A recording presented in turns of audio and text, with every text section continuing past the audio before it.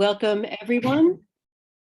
There is, even though we were commenting on the silence, there is such a richness to the silence, and I'm actually glad that we began in that moment of gathering and of stillness and of deep dwelling. It is much needed today. So I'm delighted to welcome everyone to another event of the Dan Berrigan Collective. This event, Walking Where One's Word Leads, Daniel Berrigan and Discernment in Times of Crisis. So for those who are new to the collective and wanting to invite everyone, please to join.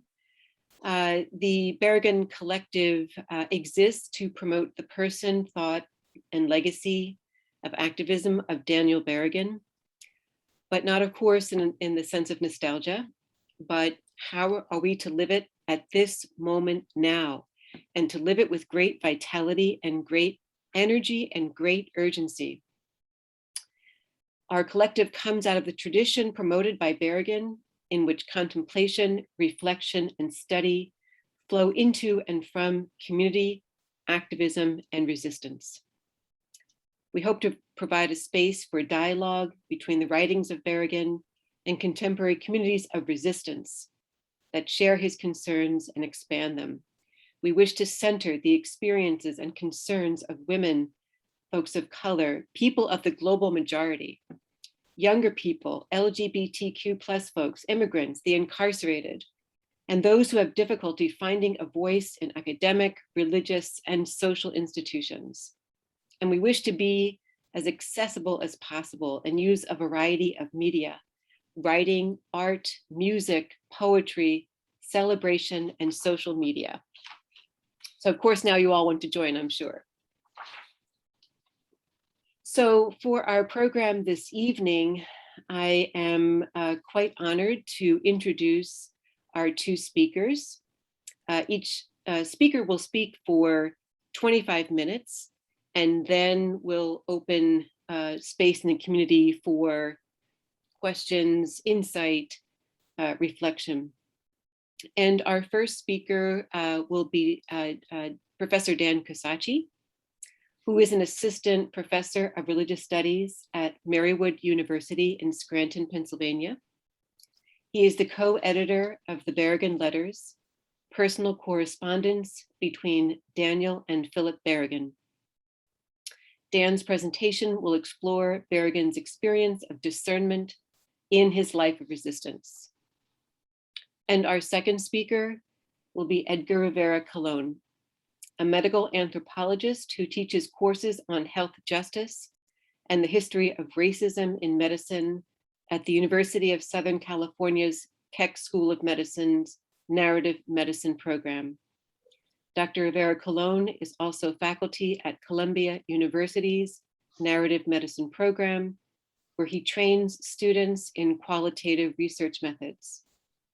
With his Columbia colleagues, he co-authored the award-winning textbook, The Principles and Practice of Narrative Medicine.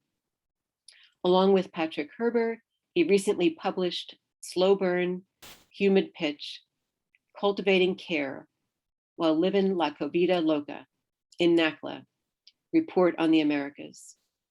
His forthcoming book project is Love Comes in Knots, Meditations in the American Labyrinth.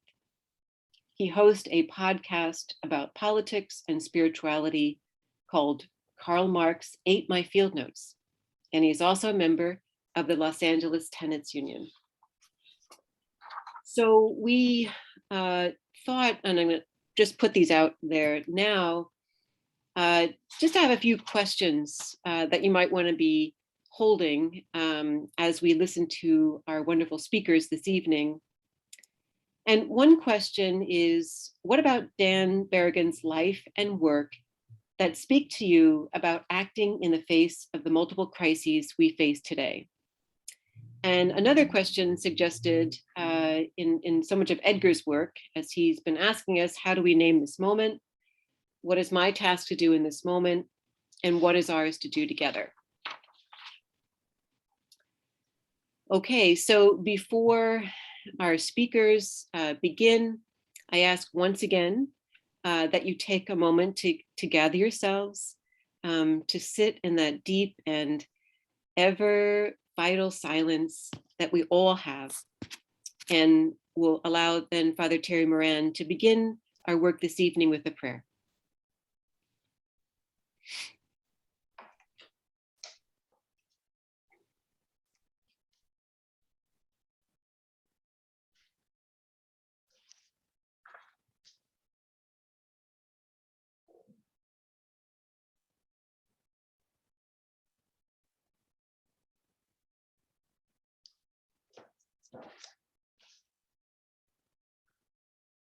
Our prayer will be one of the lovely translations of the Psalms that Dan did in his book on common prayer.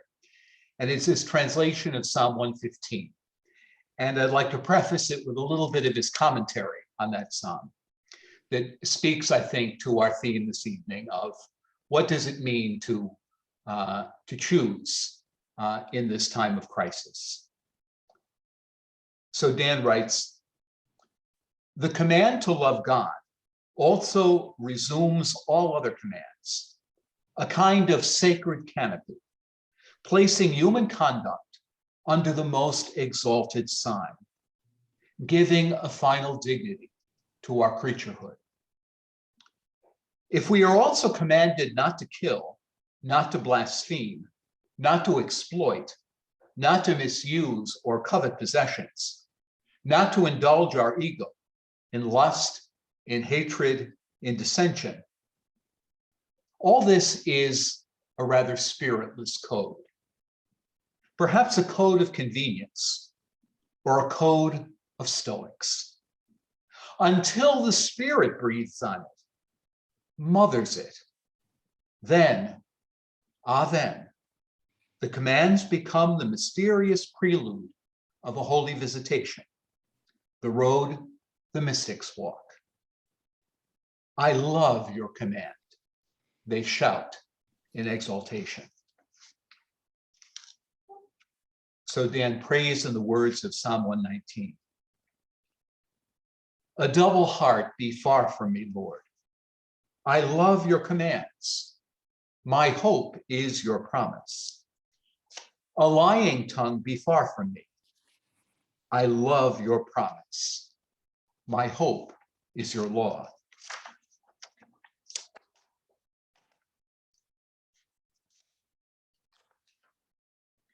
Far from me a violent will. Your will is my hope. I love your commands.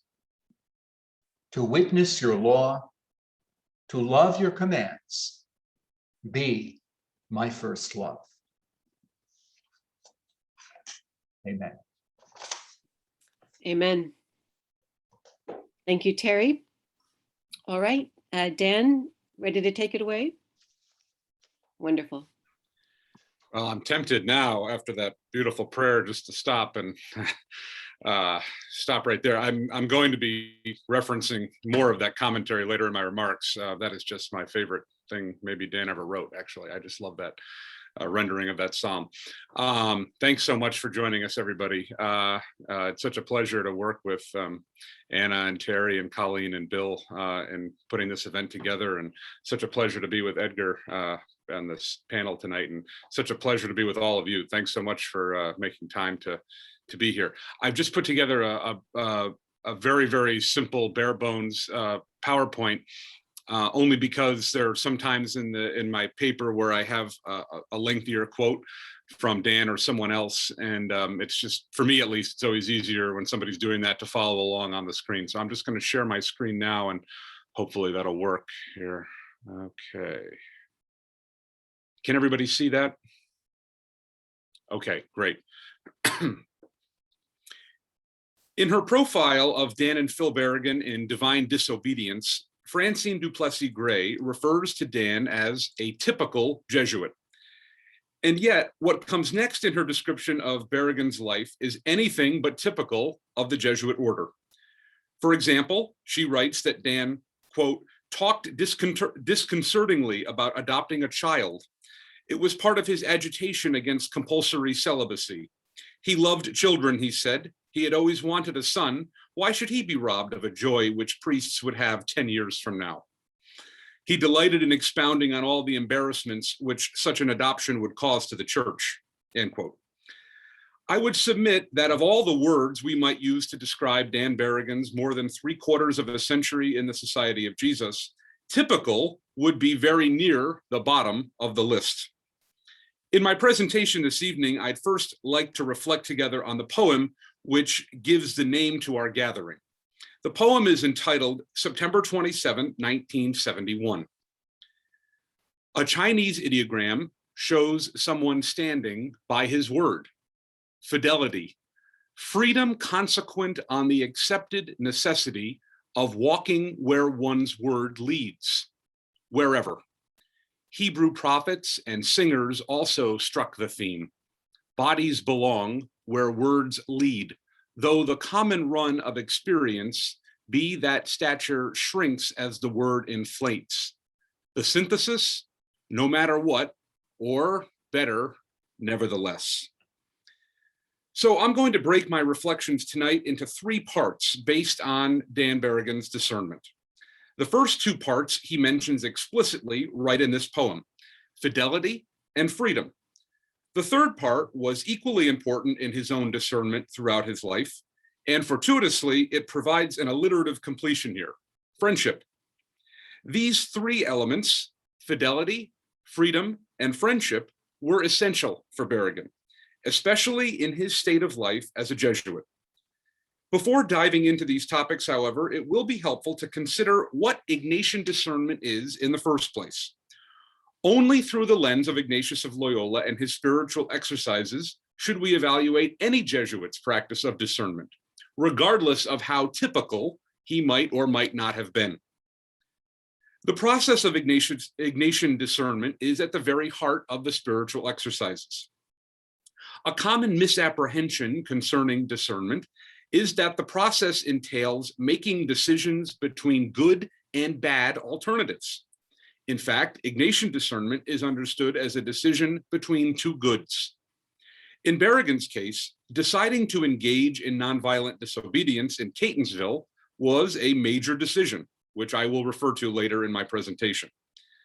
Another Jesuit who utilized the gift of discernment that he had learned in his Jesuit formation was Dean Brackley, who succeeded the Jesuits at the University of Central America in El Salvador after they were brutally murdered in 1989. Brackley explains, even though feeding the hungry, housing the homeless, and defending the weak are strict moral demands and not optional acts of charity, we are not obliged to feed and house every hungry and homeless person within reach. The art of discernment can lead to people being able to discover their vocation in life and so to act upon it. Absolutely essential in any authentic Ignatian discernment is the final step, whereby the individual follows through on their decision by taking action. Berrigan's discernment led him to accept gospel nonviolence as an absolute way of life. Furthermore, however, his discernment moved him to work for peace in very concrete ways. In a letter dated April 10th, 1970, to his brother Jesuits, Berrigan openly wonders whether he or they can place their trust in the leaders of the institutional church. Quote, no, we must begin again where we live. The real question of the times is not the conversion of cardinals and presidents, but the conversion of each of us, end quote. Part of Berrigan's reason for writing the letter is to report his decision to go underground and evade the FBI. In this scathing letter, Berrigan pulls no punches with the hierarchy or with his Jesuit brethren. Ignatian discernment played a role in all of these conclusions at which Berrigan arrived in his role as agitator par excellence. This role of agitator made him persona non grata at times among his Jesuit confreres. Therefore, his careful discernment paradoxically made it harder in some ways for him to be a Jesuit, even as it resulted from his powerful embrace of Ignatian principles and the practice of praying through the spiritual exercises. Berrigan sometimes clearly showed the signs of what St. Ignatius called spiritual desolation. As he put it while attending a cast party for the film The Mission, quote, "I decided that despite the world, or perhaps because of it, I would get in step with the others, though I must confess that the supply of the heart's helium is at a new low," end quote. Ignatius referred to this as darkness of the soul, turmoil within it, an impulsive motion toward low and earthly things, or disquiet from various agitations and temptations. Berrigan once again explains what this sensation is like. Quote, "The dominant mood in public and private, in church and state, is something deeper than depression, a stupefaction. People go in circles, blank-faced. There are no maps. In consequence, many plod along in the old track interminably, or they go where they are forbidden to go. The old taboos fall in the name of freedom, sexual or psychological, a kind of mauve-scented slavery, and Big Bro grins his wolfish grin," end quote. Frequently in the last decades of his life, Berrigan was convinced that things had not been getting better, and indeed were worse than ever. And yet that was not, could not be the end of the story. As he remarked in a 2008 interview, quote, "The mass of our people are victimized by politics and by the media. We are called to be sensible and realistic about the state of our world without being completely absorbed into it, so that we have nothing to say about it, nothing to do about it. We must grapple with the questions of where do we go, what do we do, and what can be realistically expected given the world and given whom we are. I think if we stop with just the analysis of how bad things are, we miss the point of the gospel, which is saying to us in various ways, in all sorts of ways, what is to be done," end quote. The essence of authentic Ignatian discernment then is fidelity. It is to this virtue that I now turn. In a nearly obsessive way, fidelity was a cornerstone of Berrigan's life as a Jesuit and a person of faith. To be sure, he remained firm in his resolve to do what was right. In other words, he remained faithful to a particular cause, specifically the cause of peace and justice in the world. But more than that, he remained faithful to his calling as a Jesuit for his entire adult life, even during times when he was unwanted and even exiled by the order. In this section, I offer a reflection on two primary moments of discernment in Berrigan's life: to remain a Jesuit and to become part of the Catonsville Nine. That Berrigan entered the Jesuits and remained one for the rest of his life was a matter of principle to him. As for entering the order, most biographies, including Berrigan's own autobiography, indicate that he and his friend, Jack St. George, were drawn to the underselling that the Jesuit pamphlet presented to them. Murray Polner and Jim O'Grady call this a flippant explanation, however. After being introduced to the Jesuits by one of his father's sessions of reading aloud from a volume of Pioneer Priests of North America, quote, "Dan read further on his own, and by the time those plain brown pamphlets arrived from the Jesuits, he was hooked." Berrigan himself recounts being awed and set to thinking. Even before becoming initiated into the world of the spiritual exercises, Berrigan's decision to join the order was discernment at work. But staying in the Jesuits was another matter. According to an early biography, there were two moments when he was seriously tempted to leave the order. First, when he was denied permission from his superiors to join a freedom ride to support civil rights in 1963. And second, when he was exiled to Latin America in 1965 by his Jesuit superiors, even though at the time he mistakenly thought Cardinal Spellman had forced their hand. Perhaps the most painful wound inflicted by the order in the long association between Berrigan and the Jesuits came on what should have been a happy day for Dan, his release from federal prison. In 1993, more than 25 years after he was the public face of a group of 9 Catholic peace activists who burned draft files with homemade napalm in Catonsville, Maryland, Berrigan wrote in a letter to his brother Philip, quote, "They, the Jesuits, almost kicked me into outer darkness after Catonsville," end quote. Even if he was not dismissed outright from the Jesuits, he was unceremoniously evicted from his Jesuit residence on the very day he was released from federal prison in 1972. Berrigan arrived late that night at his apartment at Fordham University, only to find that all his possessions had been removed and dumped in the hall, and his door had been locked. Nevertheless, in his later years, he would claim that his decision to join the Jesuits was among the most important decisions of his life. When he was asked in 2009 what he was most grateful for in his life, he replied, "My Jesuit vocation." He remained faithful to the Jesuits throughout his life, even when many of his contemporaries were leaving the vowed life for a variety of very good reasons. He reflected on his decision to remain. Quote, "I had come of age in a church that, for all its shortcomings, honored vows and promises. In important matters, Christians were blessed with coherent moral guidance." In April 1968, only 2 months removed from making a harrowing journey to Vietnam with Howard Zinn, Berrigan received his brother Phil at his Cornell residence. Phil came with an offer to invite him to take part in the Catonsville action of burning the draft files. Dan explains the process of deciding to undertake this action. "In true Jesuit fashion, I said, well, give me a couple of days because I want to put down the pros and cons and have some meditative time. I did my discernment, and much to my chagrin, the pros outweighed the cons. Though that kind of simplifies it, that's what happened," end quote.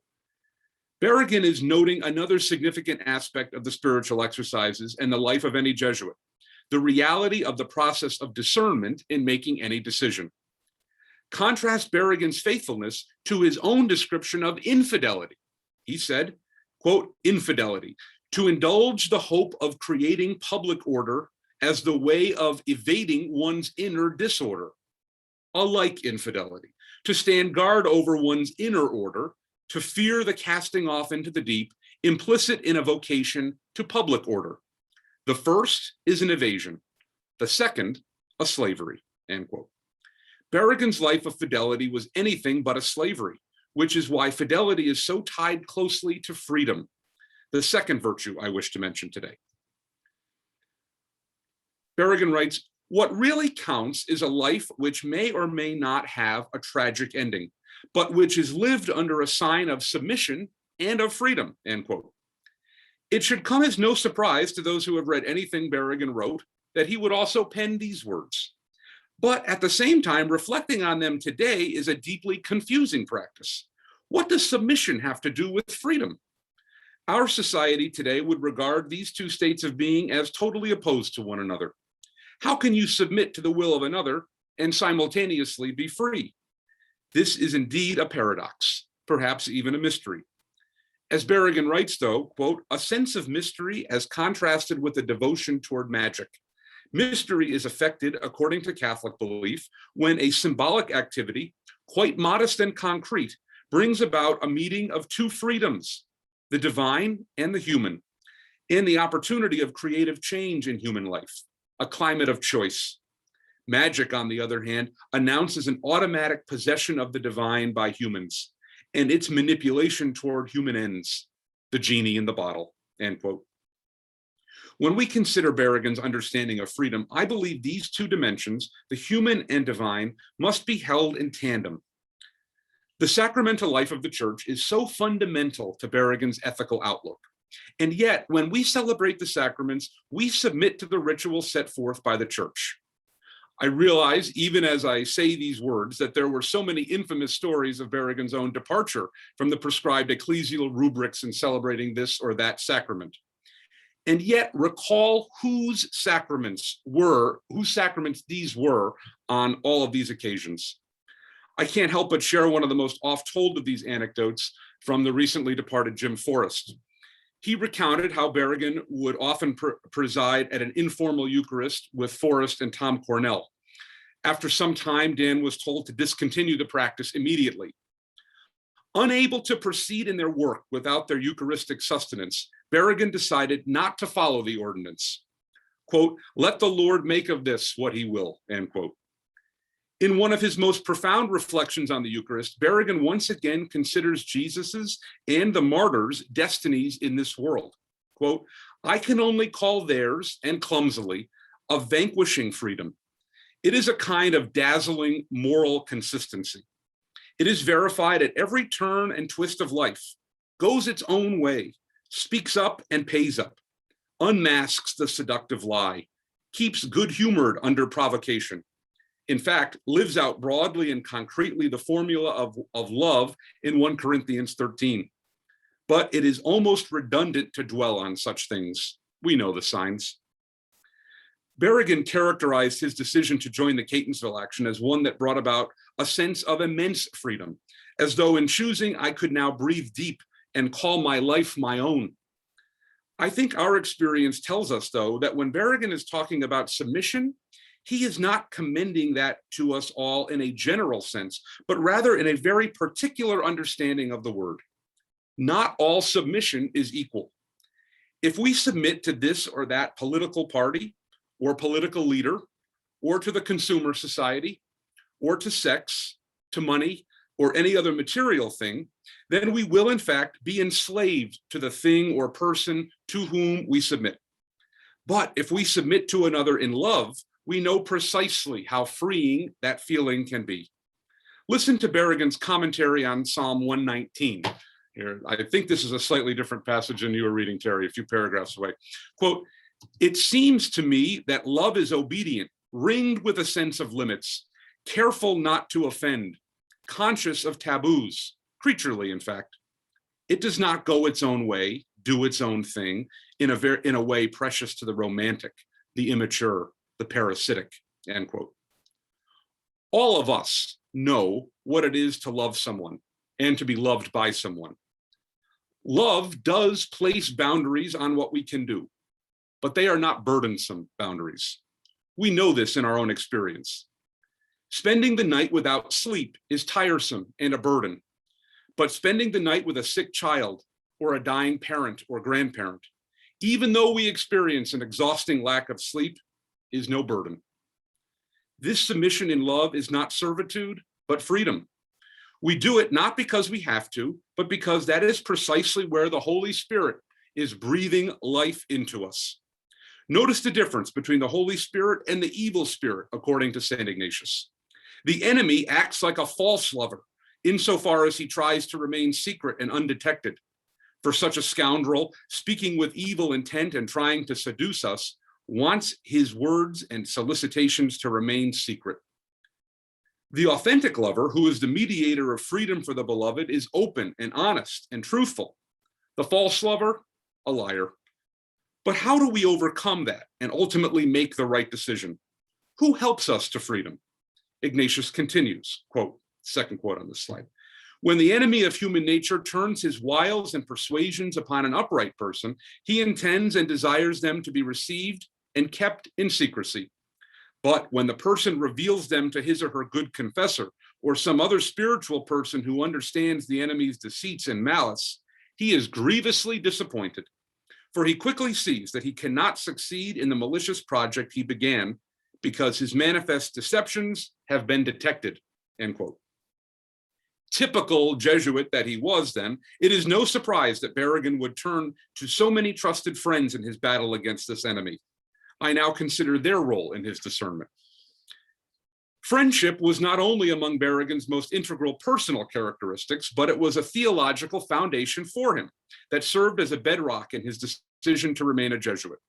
Moreover, what St. Ignatius of Loyola called mutual union is an essential part of the Jesuit charism.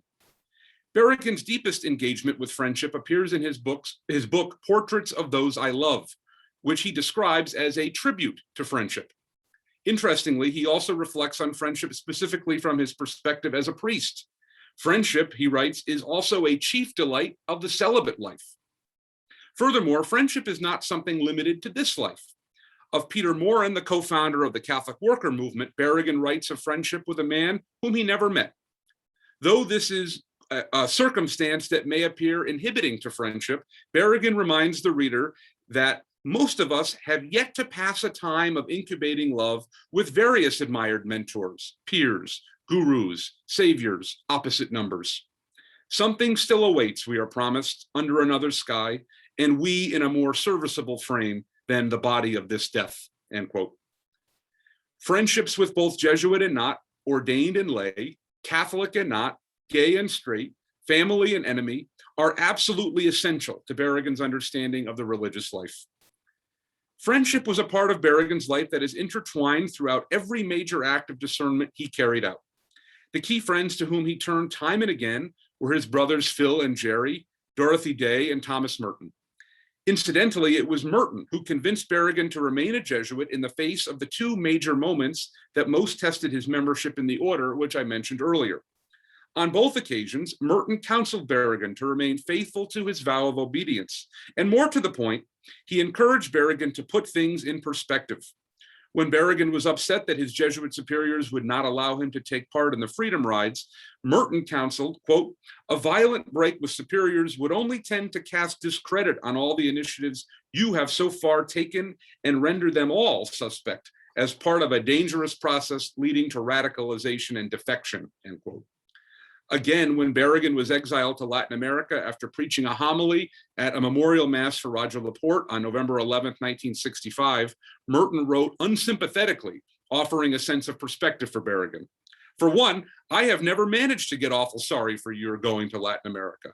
It is where everything is going to happen." For his part, another of Berrigan's confidants, Jim Forrest, was on the same page as Merton. As Forrest recalled, "No doubt Dan talked with others. His discipline was to do hard thinking in a communal context." But where does that get us in our own times? "About practically everything in the world," Dan writes, "there's nothing you can do. This is Socratic wisdom. Pressure on the fulcrum Archimedes never came on. However, about a few things, you can do something. Do it with a good heart." This quote comes from Berrigan's 10 Commandments for the Long Haul. As this talk comes to an end, I wish to return to Brackley's admonition from the beginning of this presentation. We need to look at our own circumstances to determine what is most fitting for our own lives of resistance, service, and action in the world. Therefore, the conclusion of my thoughts is necessarily brief, because it is for each one of us to figure out what it is in our own lives that we can do. Then we must do it with a good heart. But how do we go about doing so? Based on the preceding three themes around which I organized my thoughts, I return to St. Ignatius on discernment. First, we must remain faithful. This means both individual and communal prayer, the likes of which Dan Berrigan made central in his own life. I believe that three particular Ignatian rules are crucial here. First, quote, "Consider and reason out how many advantages or benefits accrue to myself from having the office or benefice proposed, all of them solely for the praise of God our Lord and the salvation of my soul."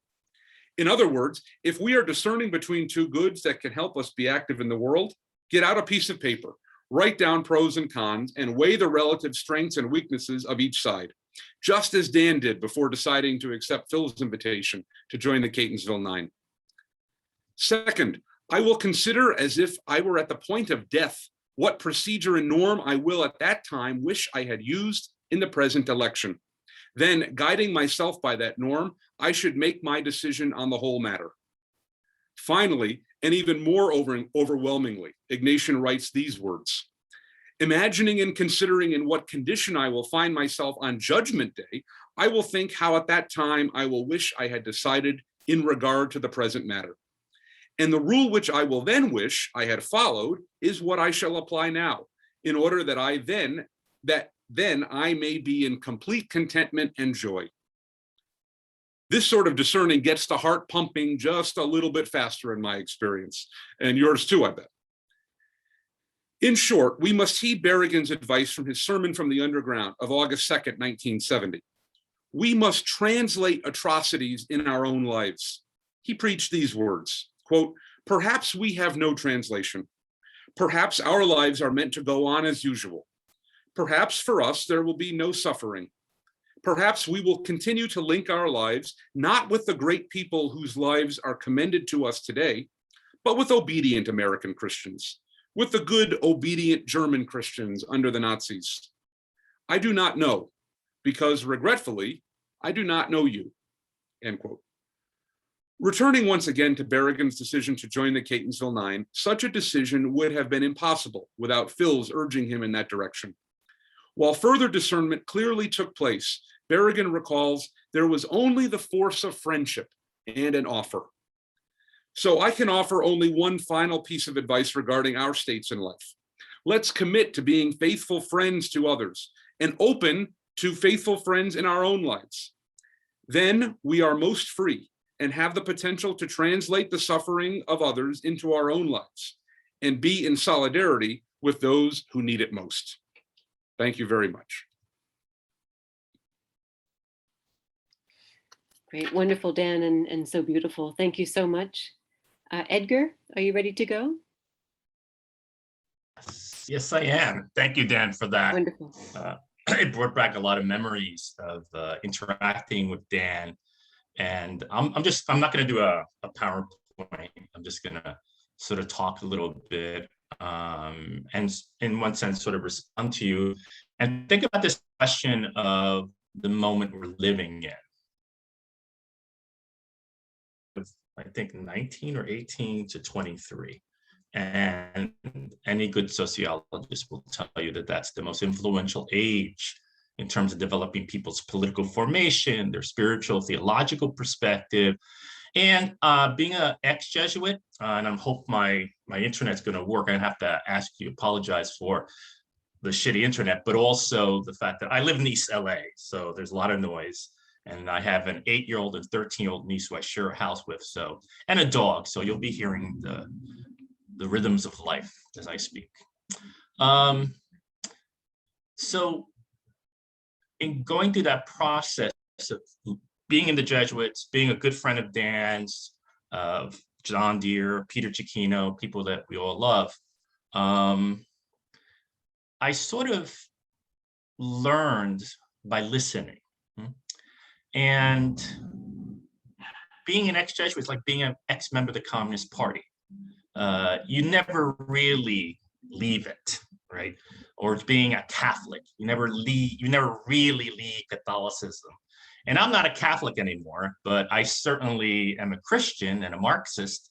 And Dan taught me a lot about the poetry of ambivalence and having a type of moral courage despite that ambivalence, despite that uncertainty. Uncertainty that came from inner sources, but also uncertainty that came from the fact that he was under the authority of Jesuits who were bourgeois liberals, right? Decent bourgeois liberals, but committed bourgeois liberals. And now probably bourgeois neoliberals, I would say. I had the unique experience of being, at that time, the only Puerto Rican member of the New York province. I mean, Puerto Rico had already broken off from the province and had its own province. So I was this working class kid from Jersey City, a good scholarship boy from, a Jesuit school. And from the age of 13 to 23, I was trained by the Jesuits, right? So one of the things that I think about a lot when I think about Dan, and especially the 98th Street community, which is really his community for so many years, was that Dan's emphasis on friendship was very much about a type of queer culture before that was articulated. I especially think about his relationship specifically to William Stringfellow, Anthony Town, and Dan, and their relationships and their life in Eschaton, if you will, on Block Island. And I think there's this, one of the key things of queer culture is that you have to work on friendship because your lovers may not stay. Right? And I think that that's one of the things that Dan, I think, developed. I mean, I don't know whether Dan was queer or not. It's like asking whether your grandfather was queer or not. But I think he sort of had this ability to sort of accept people and open people up and really be committed in friendship, right, to people. And I remember being in the Jesuits, and we were talking one time, and he said to me, Edgar, I go and spend some time with this couple, this Filipino guy and this white guy, and the white guy has AIDS and he's dying. And this guy is this Filipino young man is just totally devoted to his lover, totally devoted. I don't understand why that's not a marriage, right? And it was just like one of these things he just said off the cuff. And he said, I go and I bring groceries to them and I'll bring some wine and what have you. And it became clear to me that Dan had that part of the queer culture down, right? That one of the aspects of queer cultures, if you want, is both the centrality of friendship and what are the possibilities of becoming human under this sign of queer, right? And we can go back to Stringfellow. What is it to be a Christian for Stringfellow? It is to try to be a human, right, in a society that's wedded to death. And so as I left the Jesuits, I still stayed friends with Dan. I had the good fortune of winding up in the Isaiah Peace Ministry with Elmer Moss, blessed be the memory, and Artie, and these folks. And that's where I met John and Dean and all these other co-conspirators. And it was clear to me that Dan's emphasis and Phil's emphasis and Liz's emphasis was, it's not about the strategy, it's about the discernment community. Where's the community, right? Where is the collective, democratic, spiritually grounded discernment community? And, I spent about a year in Isaiah Priest Ministry, and then I went back to the Bronx. I spent about 25 years in the Bronx, in the South Bronx. And it was in that process of working with young people and working with people that many of you know. Of course, I lived in the South Bronx the last year of being a Jesuit with Dean Brackley, with people who, and Dean was an organizer and stuff. And Dean was an amazing person. He was as far as I'm concerned, he was one of the few people I know who spoke idiomatic Puerto Rican working class Spanish, who wasn't Puerto Rican or working class. And what Dean taught me, definitely, and taught all of us, was that an intellectual lives most fully in the service of a community that's trying to organize itself for justice, right? And it's no surprise that Dean went after the compañeros were killed and the compañeras at the UCA. I also spent time in El Salvador and Nicaragua as a Jesuit. And so all of that became for me, and it's working class kid from downtown Jersey City, the basis of beginning to figure out what discernment meant for me, right? And I think what Dan certainly offered us was that the activism has to be spiritually grounded, that the community has to be there, that friendship has to be central, and that we don't have control of the consequences. We have some control of the process of discernment and being together. In the 90s, I began to work at the New York City AIDS hotline and became more active in the LGBTQ community. And one of the things that is I guess central to my own thinking at that period was, under the system we live in, right? And I wouldn't have used these words at that time, but I sort of intuited it just because the way I grew up and the associations I had, and having been part of the Catholic left, and left the Catholic, became a Puerto Rican nationalist, part of the armed movement, then leaving that and being a Marxist-Leninist and all these other things, right? So I've had many avatars of thinking and traditions, and that's why I still consider myself a Christian Marxist. But what was key to me, especially when we think about LGBTQ communities that I was part of and still part of, the Latinx and Black community specifically, was this notion that desire was what we were repressed by, in one sense, that our desires were banned, right? We're institutionally stigmatized, right? But I had learned in the Jesuits that desire is where God talks to us. And as I began this process of organizing in the LGBT community, working with HIV/AIDS issue, I returned to the spiritual exercises. And for me, the spiritual exercises, and again, this is not Ignatius. I'm post-Ignatius, right? I'm looking at Ignatius and I'm going to take him to places he doesn't want to go, right? Nice boss, I'll take him to other places, right? So it's really, for me, as I've developed a spiritual direction ministry and working specifically in HIV/AIDS work, and as a medical anthropologist, I sort of developed a basic understanding that desires as such didn't need to be judged as such, didn't need to be judged. They needed to be seen. They needed to be observed. And that in the US, which is an empire, as we well know, I don't have to explain that to this crowd, thank God. You have these desires that need to be looked at and sorted out. And part of those desires are part of what I call the Unfreedom Project, right?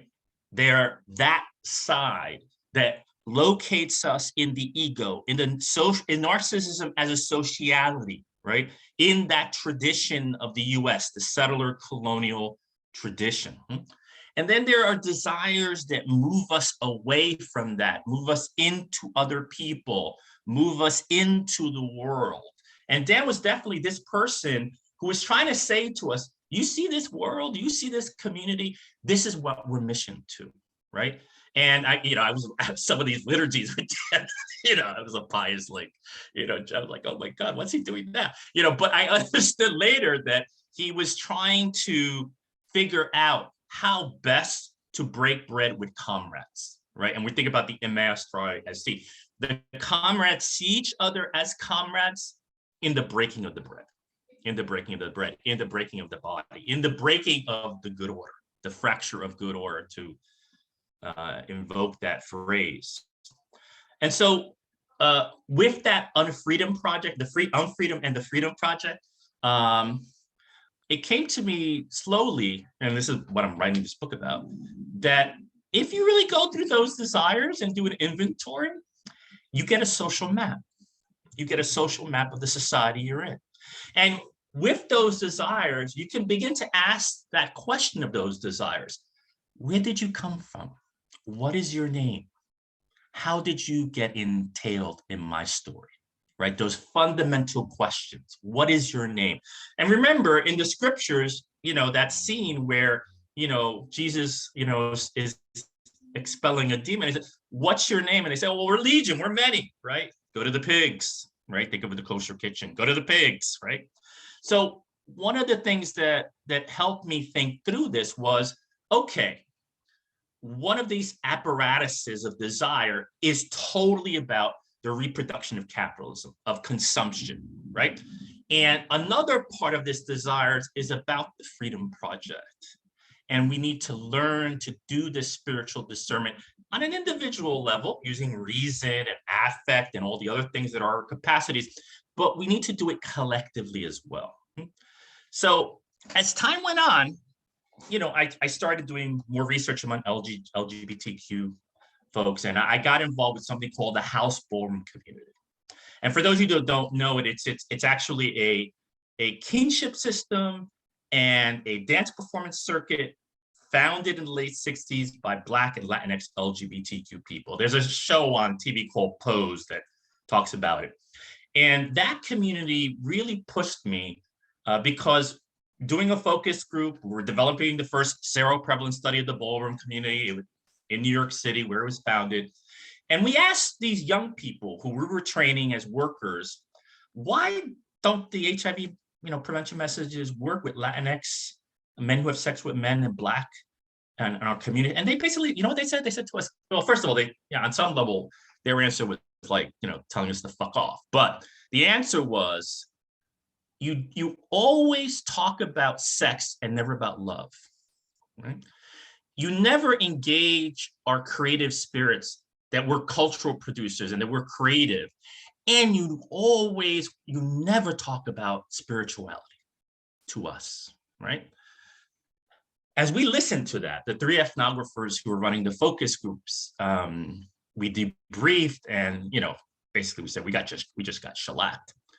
And that shellacking was about, here are the possibilities within this system that's designed to kill us that could be unalienated. Love, creativity, the life of the spirit. And part of me is the Jesuit training, but part of me is like Marx. Oh, that's interesting. The young Marx, the economic philosophical manuscripts, right? When he was in Paris and he was thinking about what is humanity, right? The species essence of humanity is the ability to labor and create. And it sort of took me back. It's just like, oh shit, wow. I really bought into this bullshit of technocratic expertise, right? That this was my way, right? And so they told us no. And actually what they did, to be honest with you, is they told us our curriculum was bullshit and that the students needed to take over the curriculum process and teach us. And that's what they did. And that was my 101 in community teaching and popular education, right? And discernment for me is about getting to the point where you can identify the individual and collective barriers to being free to love, free to do the most human thing, to create, to labor, to love. And that cannot come, as far as I'm concerned, unless it's deeply embedded in social struggle, right? And so once I got that piece, I began to return to the exercises, there's a moment in the book where I talk about going to one of the interns I trained, and he was dying of AIDS. And he was just one of our leaders, really brilliant young Black man. And I brought him the spiritual exercise and I said, let's do the contemplationem, or the contemplation to attain God's love. And I read through it. And at the end, he said something really interesting. He said, was Ignatius your sensei? Like my teacher in the martial arts tradition. And I said, I guess you can call him that. Yes. And then he said, well, why didn't you teach us this? Why didn't you teach us this while you were teaching everything else, which I was teaching community research methods and organizing. And that was when I realized, yeah, you have to bring your whole self to this process, and spirituality is key to it. So that led to a lot of other things. I won't get into it, and I want to be clear on time. So Terry and Anna, feel free to say stop. It leads to later on to me thinking, well, with other people, right? This is not me. This is a collectivity of folks in New York, a community of spiritual and sort of radical people, getting to a point where we realize, oh, we have to do análisis de coyuntura. We have to do a conjunctural analysis of the political moment we're living in. And that also includes the discernment of spirits, right? And one of the things I would say today that I learned from Dan and the Ignatian tradition is that the historical moment is where we do these sort of discernments, and you have to analyze and figure out with this intellect that we have, but also with our affect and our practice, what is the moment we're living in, right? What is the name of the moment we're living? For me, we are living in the pre-Civil War moment of the US. We are living in a moment when the neo-Confederates and neo-fascists who've taken over the Republican Party and mainstreamed the right are created the conditions for both locking down the parliamentary process through their interdiction of voting, and they've taken on the paramilitary wing of what used to be called the radical right? So we're in a moment where we have to start thinking about how do we secure our local bases of support? Mutual aid is not new to Christians, right? That's, Eucharist is mutual aid, right? But in terms of consolidating our bases and creating both a cooperative economic system and a form of self-defense. And I'm not talking about people picking up arms. The right has a hell of a lot more weapons than we do. So let's not kid ourselves, right? We're in a rear guard and defensive position. What we need, right, is to figure out as this war, I believe, breaks out, how to humanize the conflict, but also prepare ourselves for the kind of resistance that will be necessary. And that discernment process is about how do we maintain sacred and safe spaces for us to have community? How do we intervene in a way that reduces the violence? And I think, especially for folks who have come out of a Euro-American tradition, there are conversations you need to have with your families, with your communities, including the Trumpers, that need to happen, right? So for me, as I think about la coyuntura actual, the actual conjuncture that we're living in, this is a space to ask about what are our desires for a type of new world, certainly, but also what does it mean to live this moment where 850,000 of our fellow humans within the borders of the United States have died? What is that mourning process? When will it become militancy? When it will become rage? And I recommend that you look at some of the writings during the AIDS crisis. There's a piece called Mourning and Militancy specifically, where you document, one of these analysts sort of documents how, or talks about how the rage and the mourning became political action that led to ACT UP, silence equals death. And I think what we're seeing right now, my mom died of COVID in Puerto Rico in a colonial hospital. And what I've noticed with other folks who've lost loved ones of COVID is that we're still struggling and there's a rage, but it hasn't been articulated. So something like, let's say, defund the police is a distillation of decades of struggle, right? And a lot of the things that we're going to see in the next 20 years, looking ahead, will be a retroactive response to this moment of COVID and Trump and the January 6th stuff. So my comrade in Mississippi, Jackson, Mississippi, Kali Akuno, I would suggest you watch the interview he did with Farosh from the Raja Press. But what Kali said in another interview, he said, you know, the way I think about Black Lives Matter is that it's a delayed reaction to what happened with Katrina and the failed aspirations of the Obama period. And what I would say to you is that so much of the life of the spirit is like dream work. It has the time of dream work, right?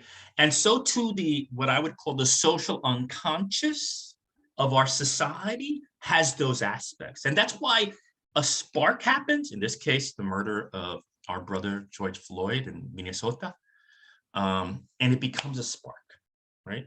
And it mobilizes people in rebellion. That's not enough for us, rebellion. We need a revolution. We need as Miguel de Escoto would say, we need an evangelical insurrection. But part of thinking through this, of sort of feeling through it, right? Not just thinking through it, is figuring out for ourselves, clarifying for ourselves this moment of crisis. And when does the mourning turn to militancy? What is it that we're mourning? Freud said, you know, in Mourning and Melancholia, mourning is sort of the regular process. Melancholia is what he would call the pathological process, that we know who we lost, we don't know what we lost, right? And in that conversation of figuring out what did we lose, we also have to ask, what do we hope for? What do we hope for in the wake of this loss? Yeah, I mean, that's, for me, in my ministry of doing spiritual accompaniment of people, and I know Terry does it as well, and some other folks here, a lot of the process right now is figuring out how to maybe sit with despair a little bit, but also where is the community where we can begin the process of healing and community revival, right? I just finished having a meeting with the comrades at the University of Orange. It's a free university in Orange, New Jersey, started by Mindy Philolove, who's a social psychiatrist. She wrote a great book called Root Shock. I would suggest that everyone read it, about displacement and mental health. And those comrades are trying to develop a people's CDC to give people clarity, but also to connect people to each other. And my experience is that there's a lot of folks out here who want to do something and also want to be something, in the sense of create the kind of ethos, the kind of emotional structures that will see us through. I think the Civil War that's coming, maybe not, God willing, no. It's almost inevitable, given that we live in a settler colonial society. I don't think the outcome is inevitable. I don't think so. But I also think that Christians have something very precious in our ability to know what it is to be a minor movement in a declining empire, and the kind of community we can create with each other to build something different, right? And, you know, Dan, I mean, I think about him a lot. And one of the things I loved about Dan was his irony, his sense of irony, you know. And I never met, obviously, William Stringfellow or Anthony Town, but I have a feeling they had a fierce sense of humor. And with Dan, I always, you know, he always would have these little snippets like about superiors or something, you know, or liberals. He would say, well, we said in the 60s, scratch a liberal, find a fascist, you know. And towards the end of his life, he was, I think, you know, that community, the 98th Street community, and later when they were in the Village, did have an apocalyptic aspect to them, right? But the apocalypse, as we know, is about a seeing of reality, right? Not the end of it, but a seeing of reality. And I think these tools that Ignatius has given us, that Dan has afforded us, that the radical Catholic left tradition has, you know, sort of crafted for us, are tools for these times, right? And and it is our hope and our privilege and our grace that we have these traditions to work on and to create new community. And I'll stop right there. Thank you, Edgar. Incredibly rich. Both presentations have been a feast, and I don't know about others, but I just listened deeply, needed to hear what we heard tonight. So maybe we should just take a moment. Let's take a moment. Let's not rush in immediately. And then we can open the community for questions, insights, further discernment.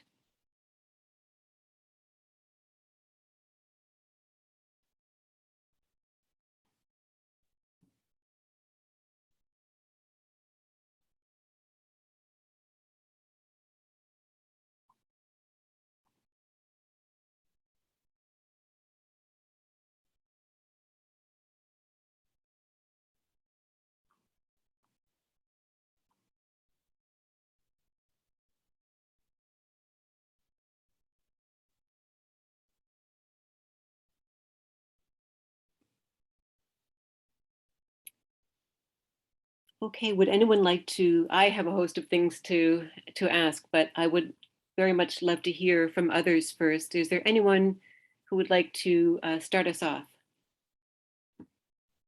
And also we have we can chat now too. Let's see. All right. Okay, so Heather is writing, citing from Mary Oliver's poem, Wild Geese, tell me about despair, yours, and I will tell you mine. Meanwhile, the world goes on. Did you want to speak to that, Heather? Or? Oh, I'm so blown away right now. I'm not sure what I could speak to. And this is also, I'm very moved. This is my introduction to Daniel Berrigan. Welcome. through my marvelous colleague Edgar and teacher. He's my teacher. And I'm just sitting here in awe at the nourishment I received and the timing of it for me, because I'm doing a lot of reckoning right now because of my time of life. I have a big birthday coming up in 4 months, and I'm doing a lot of deep reflection and reckoning, and this is so timely because part of my reckoning is, who am I going to be in the world, in my community, in this next decade that's coming? Who do I want to be, and how do I want to move in the world? And I want to move in a way that well, I don't know yet. I'm still, I hate the word positive, you know? So I don't want to say I want to move in a positive way, but I want to bring whatever goodness I have or can create into community. That I know. And so this is just amazing for me. Thank you so much for sharing. You know, for me, as I'm listening to you, it's almost what is striking me more is just this depth of feeling that you're expressing, even beneath the words. And I think perhaps we are all sharing in that at this particular moment. And so hopefully the work of the collective will encourage folks to come together to do this breaking of the bread with comrades that Edgar spoke to in ways that we perhaps haven't even thought of, but we certainly welcome those contributions, that insight about how we will proceed together. So thank you so much, Heather. Are there other questions or insights? Anything? Okay. Go ahead, Dom. Yep. I find it pretty fascinating that discernment is viewed as a central tenet to whatever an activist community undertakes. Really, it sounds like the struggle is about the process of discernment. To constantly keep that in mind. I think that's a game changer.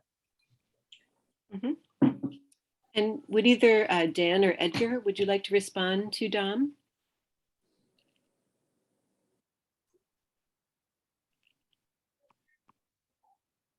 Thank you very much, Dom. That was great. I remember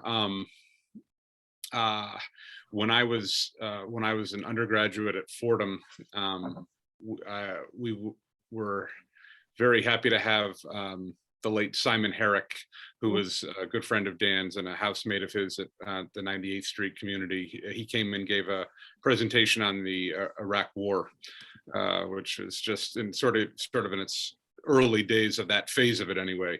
And a couple people had walked in to hear the lecture. They were, 15 or 20 minutes early, and they walked up to Simon and said, "Is this the lecture about the Iraq War?" And Simon said, "No, I'll be speaking about Jesus tonight."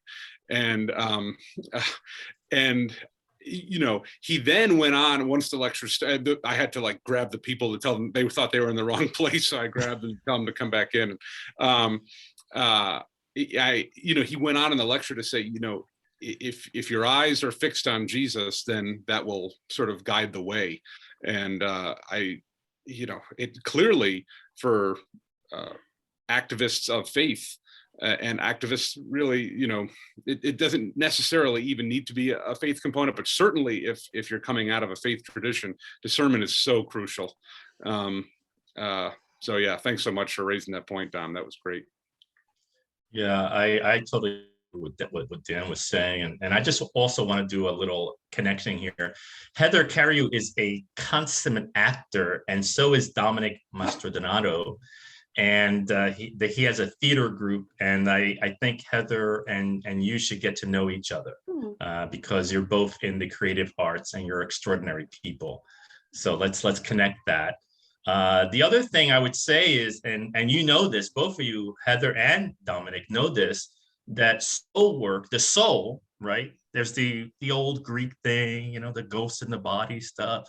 But really, you know, the Hebrew scriptures are Semitic, right? They don't make those dualities. I mean, and we could talk about that specifically, what the body is, what the afterlife is in the Hebrew tradition, the Jewish tradition.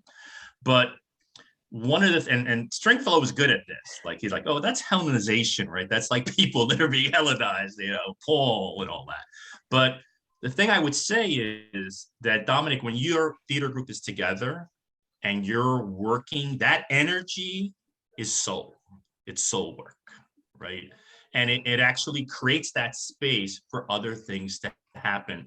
I would recommend that book by Grace Lee Boggs. I think it's called Next American Revolution. And if you read it, and you read Boggs earlier, you're like astounded by how much he starts using spiritual language and how she starts talking about Martin Luther King and soul and freedom, you know, and free will and all this stuff. So I would say that I think you already know this, because a lot of the work you do, Don, is about collective discernment. I can't think of a theater group or choreography group that doesn't do collective discernment. And what's beautiful about the work you guys do, Heather and Don, it's embodied. It's embodied. And that's the kind of work we need to do. So thank you for the intervention, both Heather and Don. Wonderful. If I may, did I mute myself again? I don't know. No, I guess I'm not. I guess No, you're okay. All right, I'm sorry, Jerry Kendall. I've lived most of my adult life, and I mentioned I was 80, so that's a pretty long slog. In the world, not as described earlier, of choosing between two goods, but between choosing of the lesser of two evils. I worked for the federal, state, and local governments at different times. I worked in the academy for 40 years. I was a corporate lawyer. I lived with one of the great organizers of current times and trainers of organizers. But for somebody who's spent most of his, if not all of his adult life in the world of choosing between lesser of two evils, I'm always reminded by one of my children that you're still choosing evil, Dad. And that's a powerful movement thing. But Dan Berrigan's book, The Geography of Faith, was probably the most powerful title and one-line thought I ever ran into, aside from, but you're still doing evil, Dad, the wisdom of my kids. Kids annoying. Aren't they annoying? No, they're lovable, challenging, precious jewels. Yes, definitely. About which we're more than happy to do what we can, even if it means biting your tongue a lot. But Dan Berrigan said in The Geography of Faith, it's about who you have your picture taken with. And at the time, I was a rising hotshot corporate lawyer who made more money than I ever fantasized about, twice as much as I promised my father-in-law I would make before I retired when I asked for his daughter's hand in marriage. And I came home and I said to my wife, you know what? I'm going to go to work.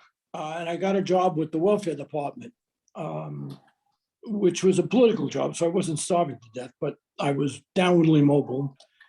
And then I got asked if I wanted to teach, which I did. And I became downwardly mobile again.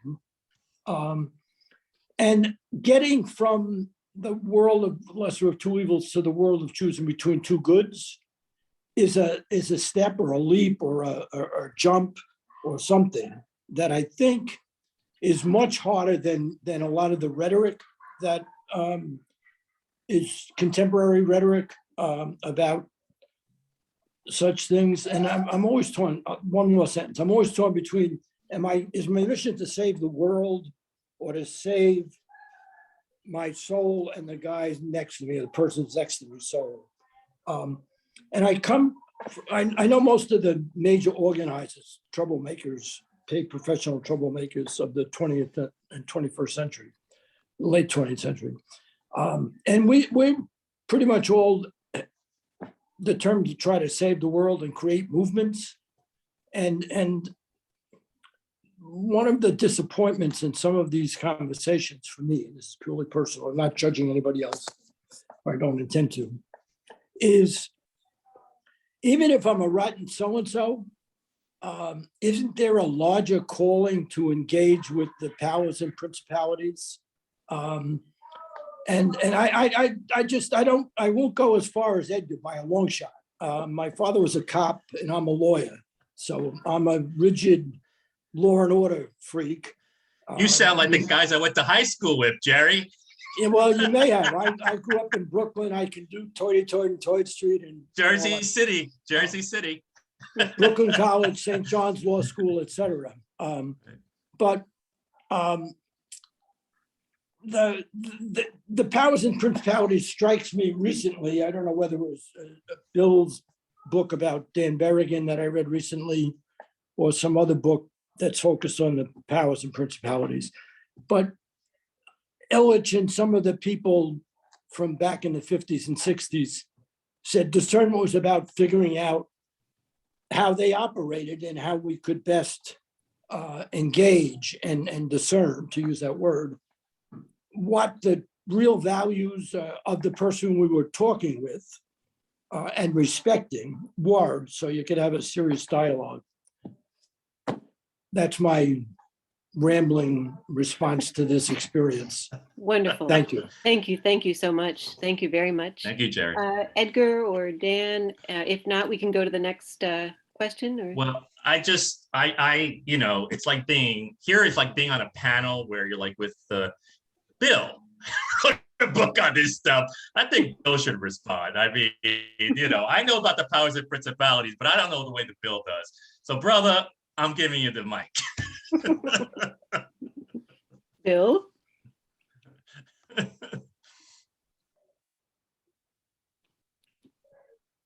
Well, you're very sweet.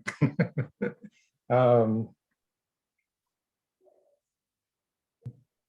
I think the question of the powers is so directly connected to the discernment question and to the gifts that Christians, let's say, bring to the table of coalitions in struggle, as well as in our own communities in terms of discernment. In Detroit, and Grace was a friend of mine. I remember the point where she started talking about respiriting Detroit, and it was time to grow our own souls. That was a particular moment for her. And so often I think as Christians, we're at tables with folks who have a great analysis, almost a strictly material analysis, which is like looking at things with just one eye, you know, not seeing depth and dimension, and that we need in the process, whether it's facing the weapons or the destruction of the planet or the civil war that's brewing, that there's a dimension of spirit to that, which people are grasped, I mean, literally possessed by is what the scriptures think in terms of and name accurately, I think. And I think in movement work, we're kind of in the position to help see the depth of the powers, but also to bring the gifts, sacramental gifts, liturgical gifts, ceremonial gifts, all art, culture, which is the spiritual dimension of struggle as well. I'm trying to respond here, but I share the being overwhelmed by the presentations. I really am stirred and moved and very, very grateful, and to the collective for convening this conversation. Thank you, Bill. I want to note that Kasha in the comments said that she was moved by the fact that we will have to face the consequences, but that we can determine and discern the process. And Kasha, I didn't know if you would like to expand on that, or would just like to leave it as a comment in the chat. It's a little hard to, you know, it's, when everyone's in this strip, it's hard to see where people are. I'm doing my best. If Kasha's out there, and she's like, there you are, Kasha. Okay. Thank you. I just recently spent a week in an intensive course talking about apocalypse and kind of apocalyptic emotions. And as a young queer person in and around the church, you know, I think emotions are something I discern less than my thoughts. I spend more time with my thoughts than with my emotions. And to think about taking an entire intensive course about apocalyptic emotions being the most clarity I've gotten on how I feel was my first awareness that we might be facing apocalypse in a way that registers true for me. And so I'm just sitting with this choice of, if that's true, and I can't determine the outcome, I cannot control, I will not even pretend that I can control the outcome, how do I continue to walk each day, and what emotions will lead? And the thesis of the course was wonder and gratitude and grief are the emotions that will draw us together. Sadness, anger, not righteous anger, and fear are the emotions that will draw us apart. And so when I think about, we get to determine the process of how we walk towards an inevitable apocalypse, how do we determine, how do we root ourselves in sacred or sacramental communities of wonder, gratitude, and grief? So I'm just thinking about the pastoral interventions of care that are needed as we continue to walk together. And it struck me. Thank you for making space to process that out loud. Yeah. Thank you so much. Thank you. Thank you. Thank you. Okay, I saw that Kateri, you had your hand up. Thank you. Yeah, I figured I'd give that a try. Sure. Thank you both so much. It's great to be here with you all. Something that I'm thinking about, mostly out of threads from what Dan spoke about, is about the idea of obedience. And what I think that, like, I find among a lot of folks in my generation, myself included, that word feels like really icky and scary. Like, I think there's a lot of trauma or just like suspicion around the idea of obedience, especially I think because it's been so imbued by like institutions, and specifically oppressive institutions. So I've been really excited about like reading Simone Weil and other people who are like talking really clearly about obedience, but in a way that to me feels really freeing, the way that that you, Dan, and also Dan Berrigan speak about as well. So I'm curious, like, how do you two, either of you, like use that word? What are there other words that you use, or like what are ways that we can be kind of bringing it into spaces, and or just normalizing it more, so that it's something that like can be more, like have more of a powerful force in our communities. Thank you. Dan or Edgar, would you like to respond? Wow, what a great insight and a great question. First thing I would say is that, and maybe I should have done a better job of sort of framing the sort of chronological breakdown. When Dan entered the Jesuits at the age of 18, when he entered the Jesuits and then professed a vow of obedience, his understanding of obedience, I think, was so much different than what it was certainly by the time he died, but certainly, I could have said something about this too. He spent time doing, there's a part of Jesuit formation called tertianship, and he spent his tertianship in France, and that had a really, really profound effect on him. My friend Eric Martin wrote his doctoral dissertation on this topic, and it was just a really fabulous piece of work. After that experience, I would say that so much about his understanding of religious life changed, that it's, yes, it was the same human being, but almost like a different person. And maybe that's a good way of thinking about obedience in a religious sense too. So, okay, obviously there's a sense where you have, if you're in religious life and you've taken a vow of obedience, yes, you have superiors, but at the same time, I think that Dan understood his obedience as a constant conversion experience. So every day being converted closer and closer to the gospel. And, you know, there was, so who are we really supposed to be obedient to? Well, God, you know, the Holy Spirit. That is the actual sort of, that is where our life's telos, for a lack of a better term, comes from. And you know, there was, I would say too, there was sort of a, you know, I didn't mention this in my talk, but there was sort of a sinister part of it, of him, I don't want to say sinister, but maybe that's a good word, of him staying in the Jesuits too. He said in an interview that he gave that if they're going to have to kick me out rather than me leave, because if they do, then it's going to be the egg is going to be on their face, right? So he understood obedience as I would say a dialogue. So first of all, a dialogue with God, but also a dialogue with, you know, where are one's loyalties?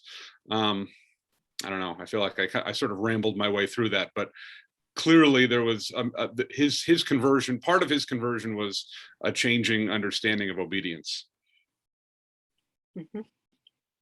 Thank you, Dan. Edgar, did you want to respond at all?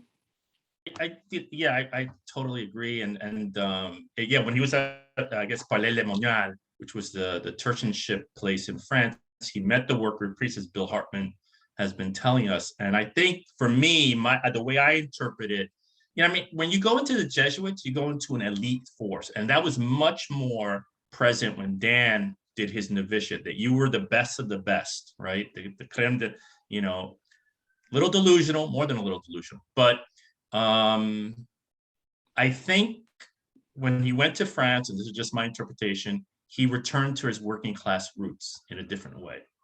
What would it mean for a priest to work with his hands? And honestly, the church repressed that movement like there was no tomorrow, because of the possibilities of, you know, having these communist priests, basically. And I think the church, again, the society makes such a fucking big mistake when they send them to Latin America. From their standpoint, they thought, we're gonna exile you. And the fact of the matter is that he was like exposed to all these people who were like doing liberation theology, really. So I think you're right. And I think, I don't like the term obedience. I think the Benedictines have a better sense, like conversion of life, that it's a process, if that makes any sense. And I just want to respond to Kasia. I think you just spoke the thing that we're missing in the conversation, a pastoral strategy. That's really the part of the discernment part, is to develop a pastoral strategy that helps people and also builds things. And I'm thinking about the ministers that are in this group, because discernment needs to lead to that. And that's about going beyond, just that piece. Thank you so much. Thank you. So we'll go to John has a question, he has his hand up, and then I would like to honor Anjana's question in the chat. So we'll have John and then Anjana. John? I have some experience as a pastor, but I have wondered what would happen in discernment if when we bring people together of a small group or a large group, we devoted the time to two questions. The first question, and this would be done one-on-one, face-to-face. The first question would be, what kind of a person do I want to be? To get people to actually think about that and talk with another person about it could be a very, very deep experience. Secondly, this question, am I willing to use homicidal violence to make the world a better place? The old question of violence and nonviolence is as old as Noah, and the whole story of the Bible is wrapped around whether we're going to try to make the world better by drowning them all in a big flood, or whether we have to go look for a better way. And I think we can read the Bible as that search for a better way than killing them all with a big flood, fire, or a atomic bomb. So what would happen if we tried those questions Okay. in an accepting space? Okay. Thank you, John. Thank you. Dan or Edgar or others who would like to respond as well.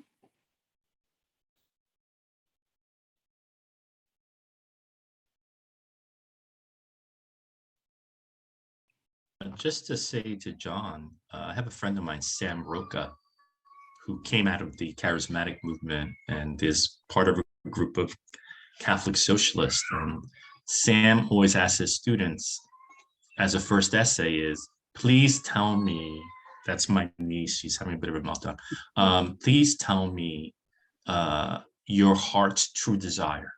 And it's like that. I think those are kind of, with my students, I ask two questions. Who are your people? And what is yours to do now? And then what is ours to do now, right? I love those questions. I'm going to use those, John. I'm afraid I'm stealing them. Thank you, Edgar. Dan, did you want to respond? I loved those. I loved all those questions. I think I'm gonna, like Edgar, I'm gonna steal them. So. Okay. Yeah. Thank We're you. all stealing each Thank other. you so much. Wonderful. Thank you. Okay, so in the chat, Anjana is asking, Dan, or throwing it out there, Dan, Edgar, or the community, appreciating the words mourning and grief as they have been used this evening as we continue to discern and make our way. We are also in pain for the world and ourselves. The question is, how do we inhabit this grief without falling into despair, which would include finding and being able to be in community in an authentic way?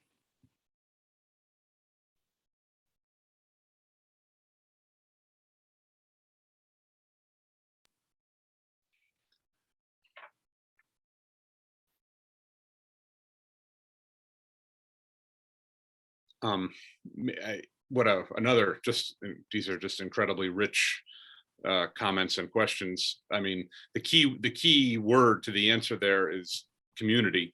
And I was thinking about this when Kasha was speaking earlier in response to Edgar's point about the apocalypse.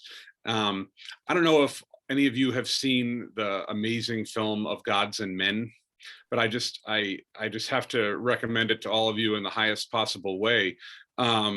It's, for those of you who haven't seen it, I'm not going to spoil it too much, but it's based on a true story of monks who are living in Algeria, and the war is coming on, and they clearly are facing, the end of their lives, and they go through this remarkable process of discernment together as a community. So it's like the apocalypse is actually coming in upon them in a very real way. And what that discernment looks like is clearly there's a lot of grief, and there's a lot of anger and frustration with one another. So in other words, that is just probably the best sort of cinematic breakdown of what religious life is like. Like they're pulling no punches with one another. But at the same time, to go back to a point that Edgar made very early on in his presentation, Edgar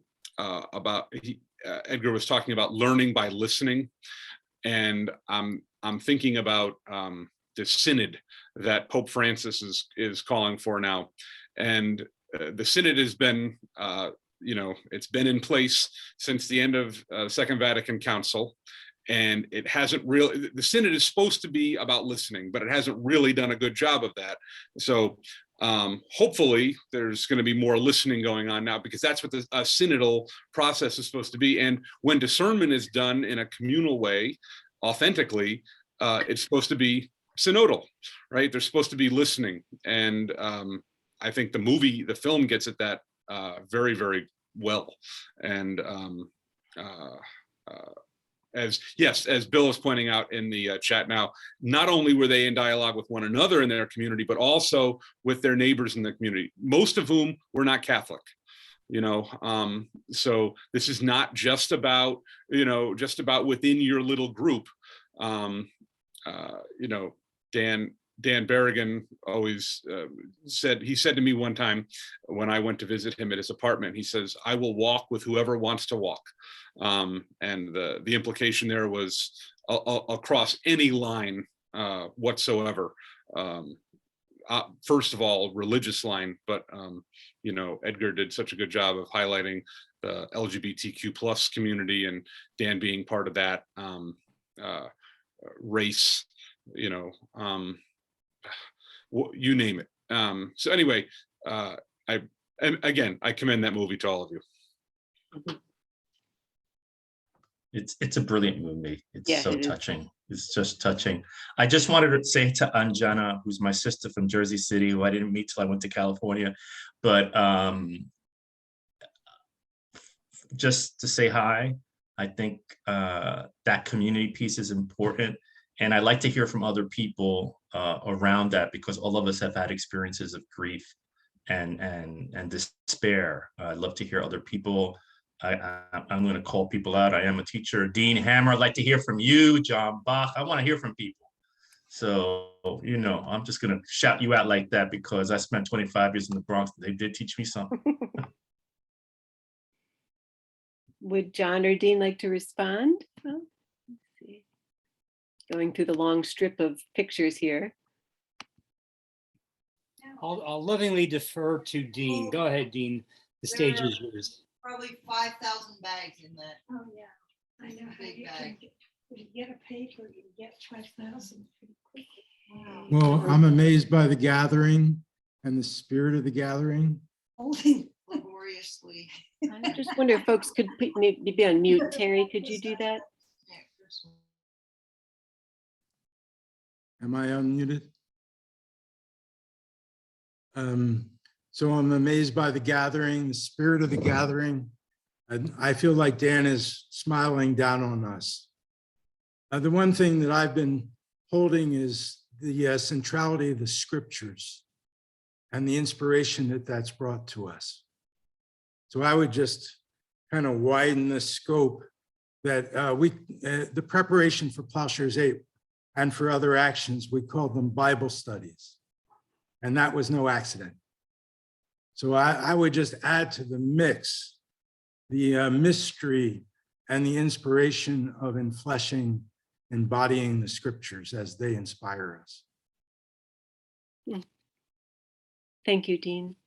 John? Yes, Dean, thank you very much. Edgar, it's wonderful to be reunited with you. It's been a long, long time. I'll use the phrase that is on all of our minds, which is beloved community. And that is certainly what this is. And then for my modest little contribution, Bill Wiley-Kellerman and Hartman know where I'm going with this, but let me recite one of the major themes in my life and Dan's life, Phil's life, was this liberation and captivity. How is that possible? It's a miracle. It's an absolute miracle. It was the theme of Psalm 126. And he also retold that in Uncommon Prayer. And his version was this: when the Spirit struck us free, we could scarce believe it for very joy.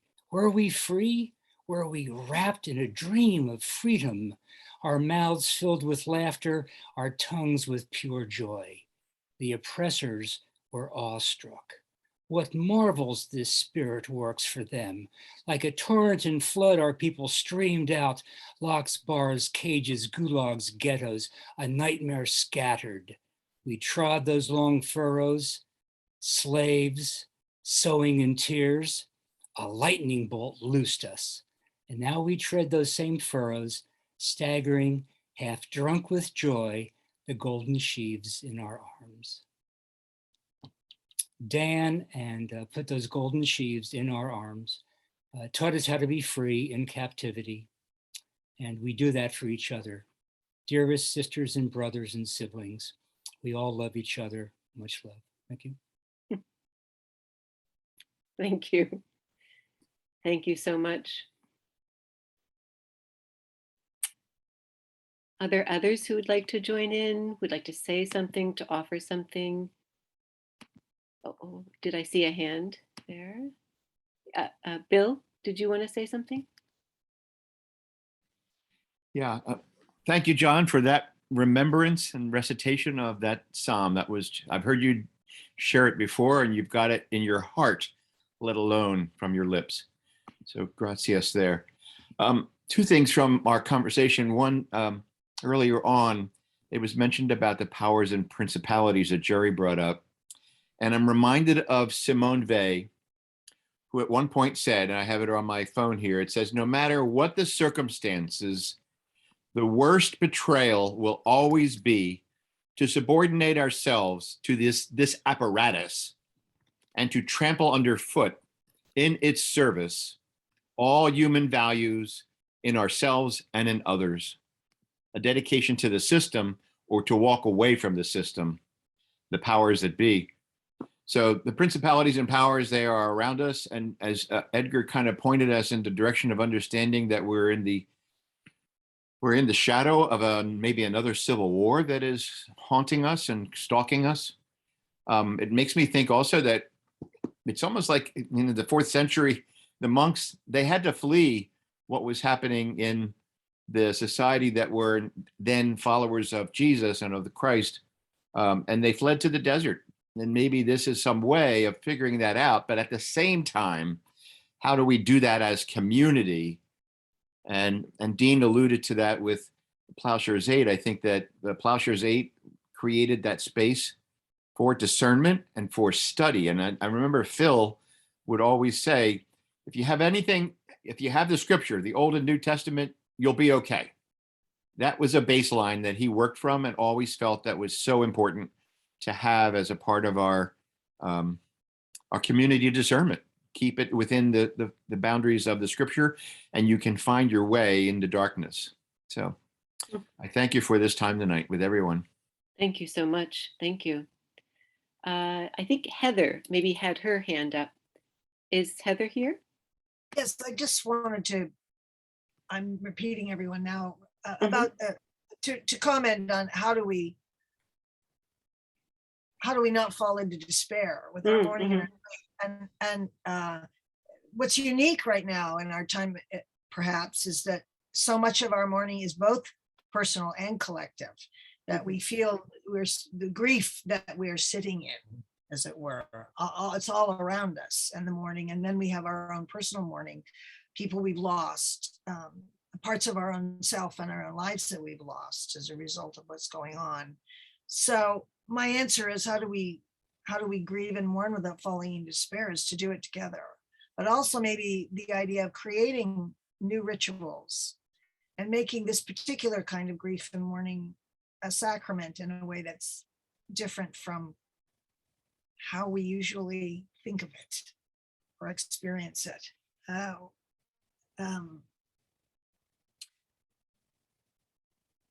And find each other and hold on to each other through our grief and mourning. And that way we don't fall into despair because we catch each other as we fall. Thank you. Thank you. Thank you. Beautiful.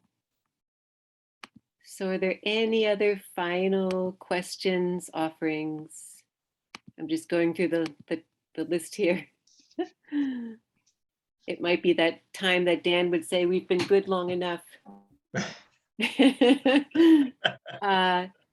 Edgar or Dan, any last words for the community?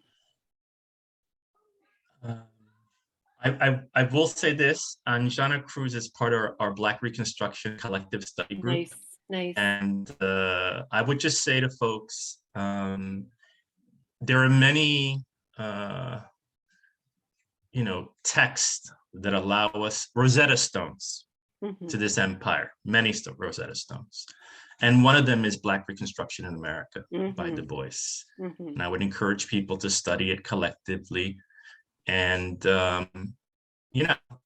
grief is real and people are going through it. And we don't have an AIDS quilt. As I said to a lot of people, we need to, we're human beings because we use symbols in many ways. And that line between life and death has to, tradition teaches that. So I think we need to create some form of recognizing the mourning and maintaining our militancy. But this has been great. Thank you for the invitation, Anna and Terry and the other comrades. You remain in my prayers and in my love. And thank you. It's been a blessing. Thank you, Edgar. Dan? I guess just once again to thank everybody, especially for your comments here. This has just been so rich, and we probably don't have time to go one at a time. But I know from so many people who love Dan so much and spent so much time with him in this life that he loved to end so many meetings like this by asking, "What gives you hope these days?" So maybe that's the first way to get the upper hand on despair, is to reflect on the hopeful things. So maybe if we hold some of those in our heart, that's a good way to end. It could also be the topic of our next gathering too, right? And I wanted to offer our deepest thanks and gratitude to Edgar and Dan, to the beloved community assembled here tonight. Please join us in the collective. Share your thoughts and ideas, actions with the community, and we'll see where it goes. We check the website. We're always putting up, we have a reflection every month.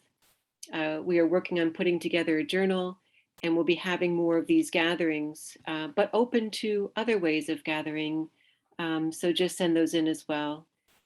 And okay, Bill is writing something. It's hard to get used to these. And in remembrance of all of our absent sisters and brothers, yes, including our beloved Thich Nhat Hanh and Jim Forrest. I think maybe to go out with words that Kasha shared. In grief, yes, but in wonder and gratitude. So thank you, everyone, and have a blessed evening. Thank you so much. Thank you, Anna. Of Thank course. you, everyone. Thank you. everyone. Thank you. God bless. Thanks so We'll much. be able to share the recording of the talk on the website as well. Good Anna, night, everyone. save the chat, Anna, too. Oh, okay. Yes. Bye-bye. God bless.